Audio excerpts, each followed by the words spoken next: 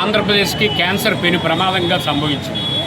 దేశవ్యాప్తంగా ఈరోజు సంవత్సరానికి 15 నుంచి 16 లక్షల మంది క్యాన్సర్ బాధితులు చనిపోయే పరిస్థితి ఉంటే, ఆంధ్రప్రదేశ్లో ముఖ్యంగా వెనుకబడినటువంటి విజయనగరం, శ్రీకాకుళం, పార్వతీపురం మన్యం జిల్లాల్లో క్యాన్సర్ బాధితుల సంఖ్య పెరిగిపోయింది. వీటిని తగ్గించాలంటే ప్రభుత్వ క్యాన్సర్ వైద్యశాల కావాలని విజయనగరం జిల్లా ప్రభుత్వ క్యాన్సర్ ఆసుపత్రుల సాధన సమితి, విజయనగరం జిల్లా పౌరవేదిక, విజయనగరం జిల్లాలో స్వచ్ఛంద సంస్థలు, విజయనగరం జిల్లాలో ఉన్నటువంటి ప్రజా సంఘాల ద్వారా మేము కోరుతున్నాం.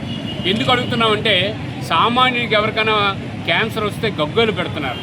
ముఖ్యంగా మహిళలకి గర్భాశయ క్యాన్సరు, రొమ్ము క్యాన్సరు, గొంతు క్యాన్సరు వస్తుంది. మరి కీమోథెరపీ ఎవరు చేస్తారు? రేడియోథెరపీ ఎక్కడ జరుగుతుంది? ప్యాప్స్మెల్ టెస్టులు ఎక్కడ జరుగుతాయి? కాబట్టి ప్రభుత్వ వైద్యం అందించాలి. ప్రభుత్వం ఆ బాధ్యత తీసుకోవాలి. విశాఖపట్నం వెళ్ళడం, వైద్యం అందకపోతే అక్కడే చచ్చిపోతున్నారు. విశాఖపట్నం వెళ్ళిన తర్వాత వైద్యం అందాక డబ్బు ఖర్చు అయిపోయాక చచ్చిపోతే ఆ కుటుంబం రోడ్డున పడిపోతుంది. కాబట్టి మేము ఒకటే కోరుతున్నాము, మరి యువగలం పాదయాత్రలో నారా లోకేష్ గారు విజయనగరం జిల్లాలో పర్యటించినప్పుడు తమకు అధికారం వస్తే ప్రభుత్వం నుంచి మేము క్యాన్సర్ హాస్పిటల్ పెడతామని ప్రకటించారు. వారికి ధన్యవాదాలు.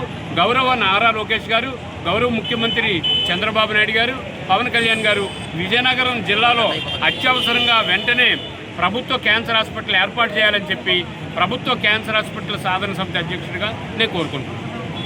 ఓకే.